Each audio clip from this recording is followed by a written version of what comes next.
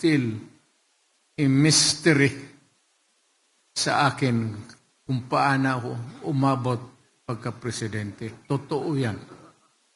Totoo yan. Hindi ako na talagang matulog ako when I look back sa buhay ko. Hindi ko talaga alam kung paano ako naging presidente.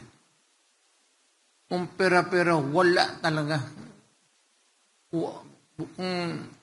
Kung sabihin mo lang pera pang kampanya at buong Pilipinas, wala.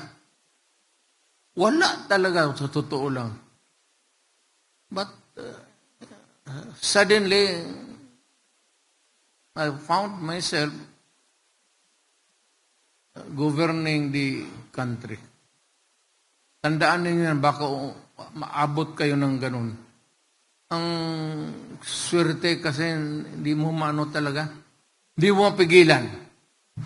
Hindi mo taglang mapigilan. Ang itutulak ka talaga ng panahon pati ng Diyos siguro.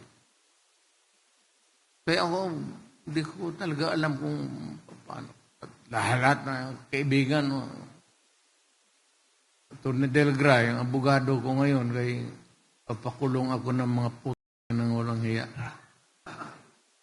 So, mga military sila,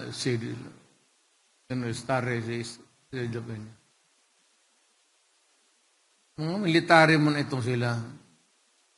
Alam nila na wala talaga ako. From nowhere. Kung sa bulsa, from nowhere, wala talaga. And yet, pagka talaga, swerto mo. Pero na lang itong mga anak kay wala na, automatic na